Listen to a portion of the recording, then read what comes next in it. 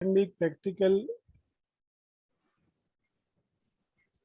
तो पूरा एक्सपोजर है। तो हम आज ये कोशिश करेंगे कि जलेंद्र जी हमको ये बताएं कि एक्चुअली जब एक एनबीएफसी को कंप्लायंस करनी पड़ती है तो आरबीआई में, तो क्या वो एक्चुअल प्रैक्टिकल वे है जिसके थ्रू हम लोग लॉगिन क्रिएट करते हैं, रिटर्न्स फाइल करते हैं और रिटर्न्स कैसे फाइल करते हैं। तो जलेंद्र जी मैं आपको हैंड ओवर कर रहा हूँ, प्लीज आगे आप लीजिए। Yeah, sure. Thank you, Gaurav-ji. Welcome to this workshop on NBFC's compliance, basically on filing of various applicable return, which are applicable for a non-systematic important company having asset size less than 100 crores. Those participant who have just visit our YouTube channel, where we have already uploaded our last two session on the basic understanding and some important aspect regarding the NBFCs, non-systematic important company, non-deposit taking. So here today's agenda, we are going to talk on the practical aspect of how to file the return, how to create a user ID, how to affix a DSC and related aspect. In between, this is a two-way communication, so we do want only I am speaking and otherwise just only listen. Anywhere, any point, moment of time, if you are thought ki, if you have any question or you want if have any doubts, please stop me right now and then Hello. ask the question. Yes. Yes. कोई बोल रहा था hello? Yes sir बताइए। नहीं मैं वही पूछ रहा था कि अगर कोई डाउट है किसी को या कोई if anyone wants to just then please sure sir, because ये प्योर इंटरेक्टिव सेशन है, जिसको भी अगर कोई भी क्वेश्चन है, किसी भी तरह का कोई भी डाउट है, प्लीज अपना इंटरप्ट कीजिए, स्क्रीन पे आइए, वीडियो दिखाइए और जो क्वेश्चन पूछना है feel free to ask this question. yes right. So now we I think we दो जगह से we have Prateek and Prateek. Wait मेरा ही पूछे। Okay, now so we start I share my screen.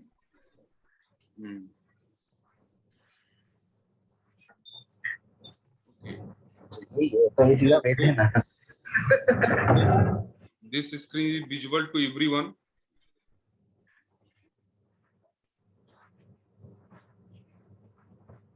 Yes sir.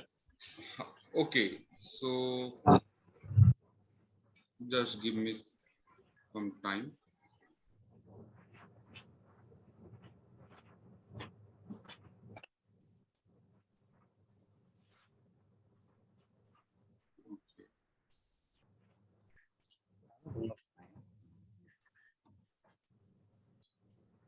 Okay. Now, basically, the today's agenda, what we thought is creation. User creation, how to fill DNBS 2, that is an annual return, DNBS 10, statutory auditor certificate, and DNBS 13. DNBS 13 is kind of overseas investment detail. If the NBFC having some investment in outside India, then it is filled, but then it is required to fill. But if the company does not have, then RBI said you have to upload a nil return also. Second one, third topic is uploading of XML file. Fourth, how to affix the DSC. मतलब बहुत सारे लोगों का queries बीच में मुझे आ रहा था कि जब हम रिटर्न अपलोड करते हैं XML, उसी समय DSC लगानी चाहिए या उसके बाद DSC लगानी चाहिए, वो सारी चीज। और लास्ट जो रहेगा हमारा वो है फाइलिंग कर दिया और फिर हमें कैसे पता चलेगा कि ये सक्सेसफुल फाइल हो चुका है या नहीं फाइल हुआ है। तो ये 5 एजेंडा हम देखेंगे आने वाले 2 घंटे में। बेसिकली एक जो प्रैक्टिकल क्वेश्चन काफी लोगों ने पूछा, जब हम आरबीआई से अपना लॉगिन आईडी पासवर्ड लेते हैं फॉर दिस XBRL पोर्टल, जो उनका XBRL पोर्टल है, तो आरबीआई हमें एक आईडी प्रोवाइड करते हैं, जैसे सुपर एडमिन आईडी। इसका राइट कंट्रोल, ये आईडी पर्सन ऐसा होता है दैट इज कंट्रोल एवरीथिंग। मतलब आप समझ लो कि कंपनी का या जो भी सीनियर ऑफिसर होता है उसका ईमेल आईडी मोबाइल नंबर से कन्वर्ट होता है, और आरबीआई की टीम इस आईडी को हैंडल होती है। किसी भी कारणवश इंटरनेट खराब हुआ या आपने 2 या 3 बार पासवर्ड गलत डाल दिया, अगर ये आईडी ब्लॉक हो जाता है, पासवर्ड अगर ब्लॉक हो जाता है आपका, तो आपको रिजर्व बैंक ऑफ इंडिया को ही ईमेल लेकर के इसको एक्टिवेट करना पड़ता है, क्योंकि ये आईडी वही लोग मैनेज करते हैं। जो हेल्प डेस्क है इस एक्सबीआरएल पोर्टल का, वो इस आईडी को यूज मतलब मैनेज नहीं करते, इन द सेंस उनके पास वो राइट नहीं है। दूसरा, अगर आप लॉगिन पे देखेंगे तो वहाँ पे एक आईडी बोलते हैं maker ID. Maker ID is nothing but, अगर आप किसी को राइट देना चाहते हो, जस्ट वो पोर्टल को देखे और रिटर्न डाउनलोड करे या रिटर्न अपलोड करने तक का उसका राइट रहेगा। चेकर मतलब maker in the sense only का वो डॉक्यूमेंट वो रिटर्न बना सकता है, अपलोड कर सकता है, लेकिन उसको अप्रूव नहीं कर सकता डीएससी लगा के। चेकर कैसा है, यहाँ पे आप देखो मेकर की आईडी कोई मैंडेटरी नहीं है आपको बनाना, अगर आपने बनाया दैट गुड, बट मैं हमेशा एडवाइज करता हूँ, चाहे जितने लोगों का कॉल आता है या मेरी कंपनी में या मेरे क्लाइंट को, कि आप सुपर एडमिन आईडी आपको आरबीआई की तरफ से मिल जाता है, आप उसमें एक चेकर आईडी बना लो। क्या होता है, चेकर आईडी अगर कभी ब्लॉक होती है रॉन्ग पासवर्ड की वजह से, इंटरनेट बंद हो गया चलते चलते, कभी कुछ दूसरा एरर हो जाता है, नेट बंद हो गया, साइट नहीं चल रही है, गलती से आपसे ही लॉग आउट हो गया, तो सुपर आईडी के लिए आपको रिजर्व बैंक के पास जाना, वहां पे 2 से 3 वर्किंग डे लगते हैं। बट अगर आप चेकर आईडी बनाते हो या मेकर आईडी बनाते हो, तो आप ही उसको अपने सुपर एडमिन आईडी से लॉगिन करके उसको रिसेट कर सकते हो पासवर्ड।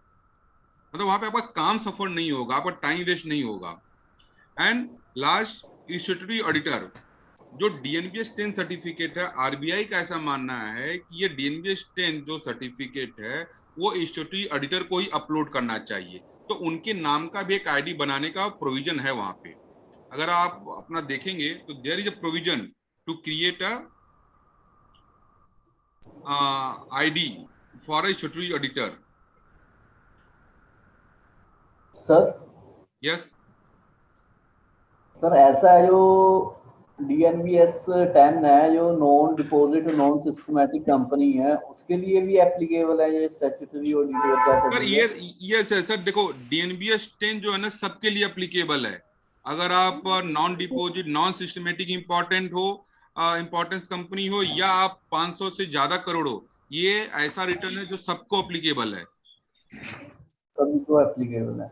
जी जी जी, अगर अगर आप इसमें लोग, ऑडिटर, जी सर बोलिए। हाँ जी बोलिए। नहीं सर बोलिए। इसमें ऑडिटर का सर्टिफिकेट जाता है सर, क्या थोड़ा बताएंगे इसमें क्या होता है बेसिकली? मैं आ रहा हूँ सर उस चीज पे, मैंने उसको बनाया आज के एजेंडा में, उसमें क्या जाता है, क्या डिटेल जाती है, हम आ रहे हैं इस टॉपिक पे। और क्या मतलब कि सुपर एडमिन यूजर से हम रिटर्न वगैरह अपलोड कर, सपोज यस किसी ने यस यस, चेकर आईडी नहीं बनाई? नहीं सर देखिए, okay, super. Super admin user से आप सब कुछ कर सकते हो, बट क्या होता है सर प्रैक्टिकल में, जैसे अभी एक लोगों ने क्वेश्चन पूछा तो मेरा सुपर यूजर आईडी लॉक हो गया है, अब मैं लॉगिन कर रहा हूं तो वहां पे बता रहा है you are no active user, वहां पे ग्रीन कलर में एरर आता है, ठीक है। क्या होता है, इसके लिए मैं बोलता हूँ प्रैक्टिकल में आप उसको यूज मत करिए, जब इमरजेंसी लगे तब आप उसको यूज करिए, आप चेकर आईडी से सारे रिटर्न भरिए। ठीक है sir, right sir, thank you. हाँ, आप चेकर आईडी से भरे, मान लो कल को चेकर आईडी आपके पासवर्ड की वजह से नेट खराब हुआ या गलती से वो पोर्टल बंद हो गया या कोई रीजन से ब्लॉक हो गया ना, तो आप सुपर एडमिन आईडी यूज करके उसको तुरंत ही एक्टिवेट कर सकते हो। आपको आरबीआई को ईमेल भेज करके फिर वो 3 दिन 4 दिन पीछे रहना, क्योंकि रिजर्व बैंक वाले जल्दी फोन नहीं उठाते। ये डोमेन पे मैं बोलना मतलब मेरा ऐसा कोई इंटेंशन नहीं है आरबीआई ऑफिसर या किसी को भी कुछ बोलने का, but this is only for educational है, तो कोई इंटेंशन नहीं है मेरा, not a personal, not on the any other behalf, but थोड़ा सा अवॉइड करना चाहिए सुपर एडमिन आईडी यूज करने के लिए। इसके लिए आप हमेशा चेकर आईडी बनाइए और चेकर आईडी से सारे रिटर्न अपलोड करिए। और how to make checker ID? Sir मैं आ रहा हूं सर, हमारा एजेंडा है, अगर आप देखेंगे, अगर आप देखिए, ये मेरा एजेंडा, आई थिंक आपने अभी ज्वाइन किया, राइट? यस यस यस, तो ये हमारा आज का एजेंडा है। user creation or filing of return, uploading XML and DHA and all. Okay. Okay, तो ये तो हो गया, मतलब जैसे ये 4 जो है ये यूजर होते हैं, मतलब पोर्टल यूज करने के। सुपर एडमिन यूजर, इस यूजर की अगर आप बात करते हैं तो ये जो है ये आपको आरबीआई बना के देता है। एंड ये बाकी के 3 आप जो एडमिन होता है वो ये तीनों को क्रिएट करता है। तो अगर सुपर एडमिन आईडी इसको क्रिएट करता है, मेकर को, चेकर को आईडी, तो उसको मैनेज भी वही करता है। कल को अगर वो ब्लॉक हो गया, या सपोज फॉर एग्जांपल जिसको आपने चेकर बनाया था वो कंपनी छोड़ के चला गया, या उसका ईमेल आईडी ब्लॉक हो गया, कोई भी रीजन है, तो आप वहां पे जाके मॉडिफाई भी कर सकते हो। कल को हिस्ट्री आईडी छोड़ दिया, 2019 की बैलेंस शीट मिक्सर एक्स ने ऑडिट की थी, 2020 की वाई ने 2021 के जेड कर रहा है, ठीक है, दैट कैन पॉसिबल। तो आप उस आईडी को आप या तो डिलीट कर सकते हो ताकि वो एडिटर आपकी कंपनी का डेटा देख ना सके, या फिर आप उसको मॉडिफाई कर सकते हो नए वाले एडिटर को लेके। तो each and everything is possible in this RBI portal. ये देखिए, जब आप पोर्टल पे जाते हो, प्रॉब्लम ये है कि यहाँ पे हम कंपनी का बहुत सारे बेसिक डिटेल है, तो ऑनलाइन हम आपको दिखा नहीं सकते, इसके लिए स्क्रीनशॉट है। जब आप रिटर्न अपलोड करते हो, बहुत क्वेश्चन आता है कि मैं रिटर्न अपलोड मैं लॉगिन कर रहा हूँ बट लॉगिन हो नहीं रहा है, कुछ समझ में नहीं आ रहा क्या एरर है। तो आप यहाँ पे ठीक है, हेलो, ठीक है, अभी तक चालू है। सर आप म्यूट करेंगे क्या? अगर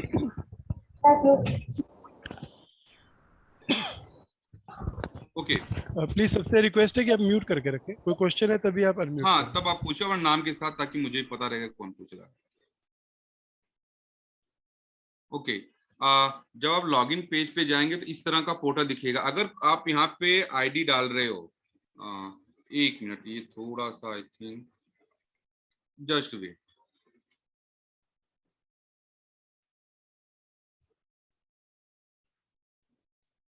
just I can share you some other details.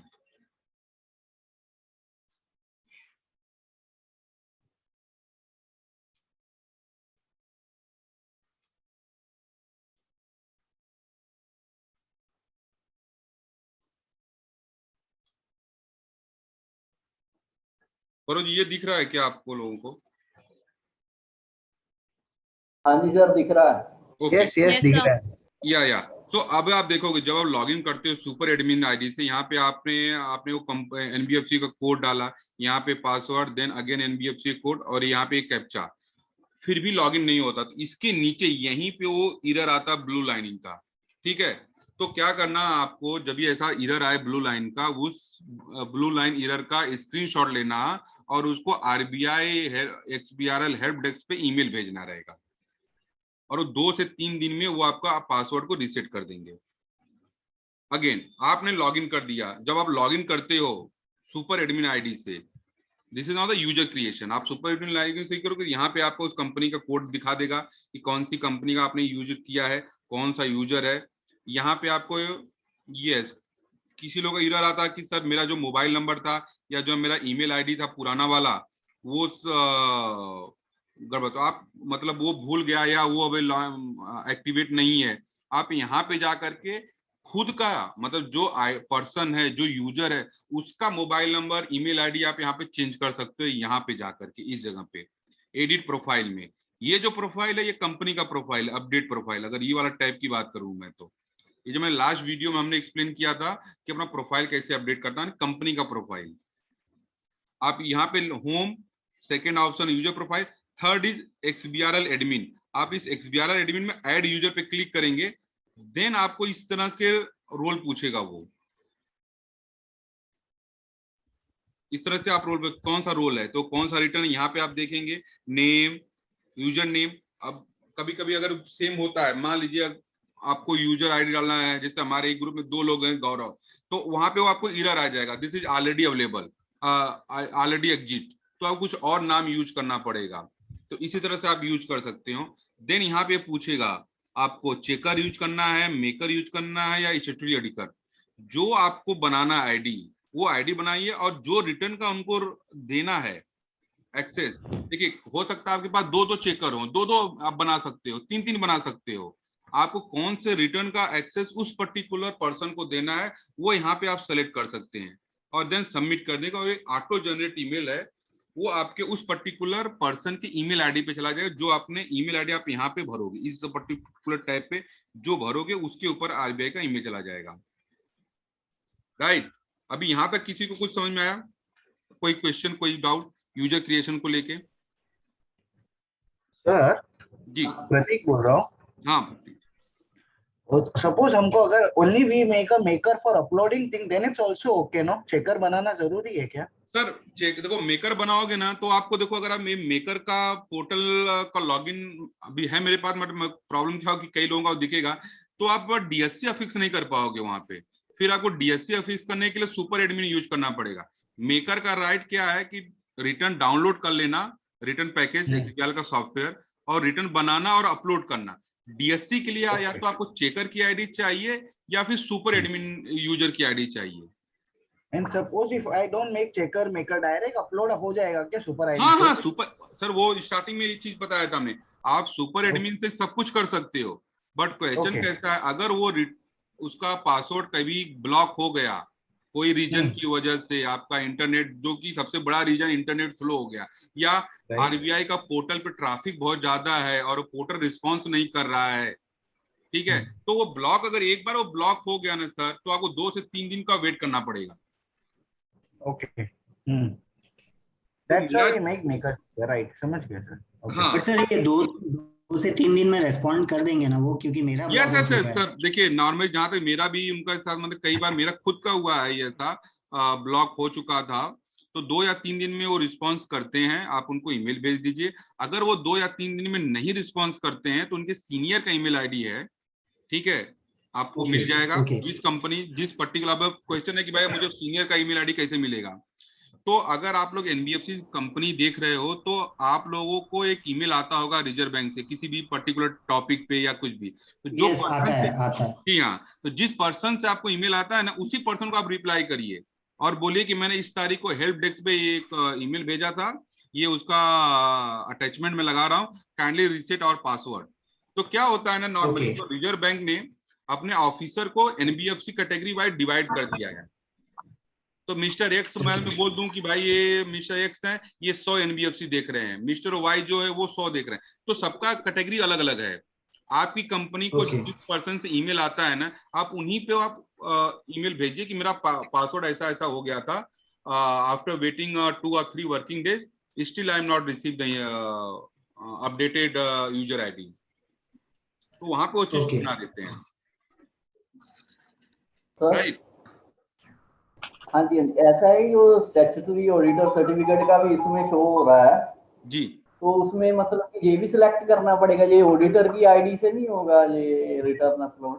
देखिए सर, 2 चीज है, रिटर्न जो है आप चेकर की आईडी से भी और स्टैट्यूटरी ऑडिटर का रिटर्न अपलोड कर सकते हो DNBS 10, ठीक है, उसमें कोई नो डाउट नहीं है। लेकिन अगर आप बेस्ट कंप्लायंस की बात करते हो कि मेरी कंपनी में मैं पूरी तरह से एकदम बेस्ट है, ठीक है, तो बेस्ट यही है कि आप स्टैट्यूटरी ऑडिटर का आईडी क्रिएट करिए और वही आईडी यूज करके रिटर्न अपलोड करिए। अब ये रिटर्न आप अपलोड कर रहे हो या वो दूसरा कर रहा है, दैट इज द, वो कोई इशू नहीं इसमें। ओके। और दूसरा सर ये है कि अभी आप रीसेट पासवर्ड का बता रहे थे ना कि सुपर लॉगिन का, जी जी, लास्ट वीक मैंने किया था, मेरा भी ऐसे ब्लॉक हो गया था, तो with in half an hours में ना, मुझे सैटरडे था उस दिन, तो reset password new login password मुझे मिल गया था उसका। देखिए सर, देखिए वही मैं, देखिए वो चीज क्या होता है, अब लिंक दी गई है 2 से 3, अगर मैं कहूँ कि आधे घंटे में आपको मिल गया बट किसी को नहीं मिलता है और उनका टैट ही है। अगर मैं आरबीआई के ऑफिसर जो रिटर्न सेक्शन में बैठते हैं उनका कॉन्टेक्ट डिटेल है हमारे पास, अगर मैं उनसे बात किया तो उनका क्या, उनका देखो टैट दिया हुआ है, जो टर्न अराउंड टाइम है वो 2 से 3 वर्किंग डेज है। वही ऑफिसर होगा उसी समय राइट नाउ लॉगिन किया होगा अपने ईमेल आईडी पे और आपका ईमेल तुरंत उसी समय पहुंच गया, उसने रीसेट कर दिया। पर बहुत सारे ऐसे लोग हैं जो 4-4 दिन के बाद भी नहीं मिल रहा है, तो हम ऐसा नहीं बोलते कि 10 मिनट में हो जाए, आधे घंटे में हो जाए, डिपेंड है सर। बट जनरली मतलब अगर मैं रूल की टाइमिंग की बात करूं, इट्स टेक 2 or 3 days। और सर इसको मॉडिफाई कर सकते हैं, सपोज हमने हाँ यहाँ देखिए ना सर, 0 देखिए ऐड यूजर के नीचे ही मॉडिफाई और डी रजिस्टर्ड है ना सर। तो मैं वही बोल रहा हूँ, अगर आपका HOTL छोड़ के चला गया या जिस पर्सन का आपने चेकर आईडी बनाया था वो छोड़ के चला गया, तो आप उसको डी रजिस्टर कर सकते हो या मॉडिफाई कर सकते हो। मॉडिफाई मीन्स व्हाट, कि उसका ईमेल आईडी चेंज हो गया, उसका मोबाइल नंबर तो इसमें डालते नहीं है, या उसका कुछ और आपको करवाना है, उसको कोई और राइट देनी है। से मैंने आज उसको राइट दिया था DNBS 2 का, बट मुझे लग रहा है उसको DNBS 10 भी देना चाहिए, DNBS 13 भी देना चाहिए, तो आप मॉडिफाई यूजर कर सकते हो। ठीक है सर, ठीक है। और यहाँ पे व्यू यूजर है, अभी आपने पता नहीं भाई, आज आपने बना दिया, 2-3 महीने के बाद आपको पता नहीं अरे कितने यूजर बन गए, मुझे पता नहीं, तो आप यहाँ पे इस व्यू यूजर पे भी क्लिक करके देख सकते हो कि कितने यूजर हैं आपके। Okay sir, right sir. या तो नेक्स्ट अगर आप देखो नाउ, अब तो ये हमने यूजर क्रिएट कर लिया, लॉगिन पे गए, हमारा यूजर क्रिएट हो गया, हमारे पास आगे पासवर्ड, अभी वो फिलहाल अभी तो उसकी जरूरत नहीं है। अब हमने सॉफ्टवेयर डाउनलोड किया, आपने सॉफ्टवेयर लास्ट टाइम बताया तो सॉफ्टवेयर कहाँ से डाउनलोड करना है। देखिए डाउनलोड रिटर्न पैकेज है, आपने उस आईडी, चाहे वो सुपर आईडी से लॉगिन करो, चाहे चेकर से लॉगिन करो, चाहे मेकर से लॉगिन करो, आप यहाँ पे रिटर्न पैकेज डाउनलोड कर लोगे। अब यहाँ पे क्वेश्चन आता है, मैंने सुपर एडमिन से लॉगिन किया, चेकर से लॉगिन किया, मेकर से लॉगिन किया, ठीक है, तो आपको रिटर्न पैकेज डाउनलोड होगा, बट उसमें DNBS 13 नहीं दिखेगा। आपको DNBS 13 डाउनलोड करने के लिए, DNBS 10 डाउनलोड करने के लिए आपको ऑडिटर का लॉगिन से लॉगिन करना पड़ेगा और उनसे वो रिटर्न पैकेज डाउनलोड करना पड़ेगा।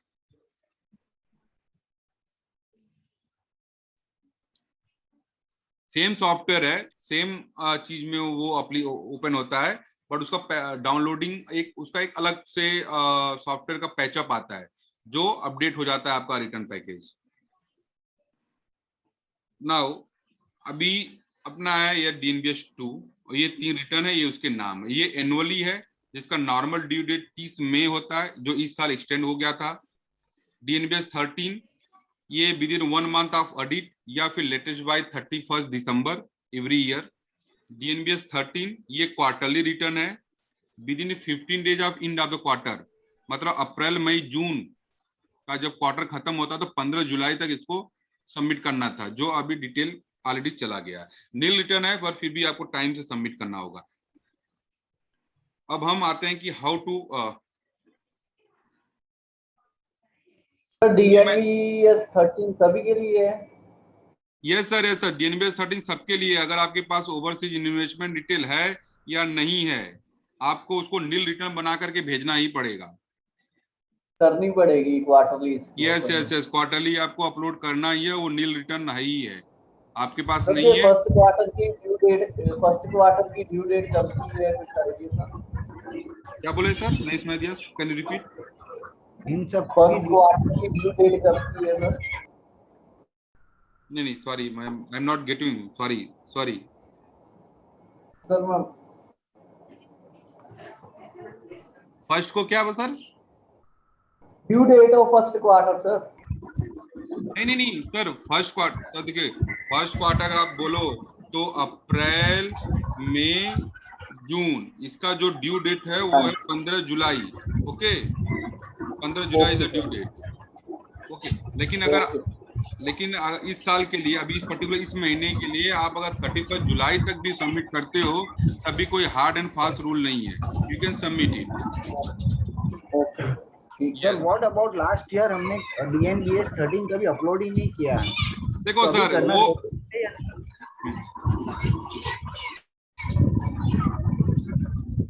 अगर लास्ट ईयर बहुत सारे कंपनी जिन्होंने नहीं किया है तो आप उसको अब भी अपलोड कर दीजिए, ठीक है। नॉन कंप्लायंस करने से अच्छा है कि आप अभी कर दो, और ड्यू टू कोविड और बाकी सर्कमस्टांसेस में अगर RBI पूछता है तो आप उनको RBI को बता सकते हो कि देखिए ये नया पोर्टल है, कैसे लॉगिन, हमें इसका पता नहीं था, और दूसरी चीज कोविड था तो हमारा पूरा स्टाफ या जो कुछ भी था इधर उधर था, तो इसके लिए हमने बस नॉन कंप्लायंस नहीं किया। ऐसा नहीं किया कि हमने अपलोड ही नहीं किया, हमने अपलोड कर दिया, डिले किया, बट सर उसके लिए गलती हो गई। बट अगर आप उनके यहाँ थोड़ा सा आर्गुमेंट करोगे, नहीं ऐसा था वैसा, मैंने अपलोड नहीं करूंगा, भूल गया, बहुत सारी कंपनी कहती है अरे वो पुराना है क्यों रिटर्न अपलोड करने का, नहीं, आप रिटर्न अपलोड करो। तो RBI में एक बहुत अच्छी बात है कि वो कभी किसी चीज को उतना ज्यादा वो एकदम हार्ड और एकदम हार्शली नहीं लेते। अगर आप प्रॉपर रिप्लाई करोगे, टाइम पे रिप्लाई करोगे उनकी चीज का, तो वो बहुत चीज बोलते हैं कि ठीक है कोई बात नहीं, गो है। तो अगर आपने कहा लास्ट ईयर का, देखो ये XBRL जो है फॉर नॉन डिपॉजिट लेकिन नॉन सिस्टमेटिक इंपॉर्टेंस के लिए अप्लीकेबल हो गया है 1 अप्रैल 2020 से।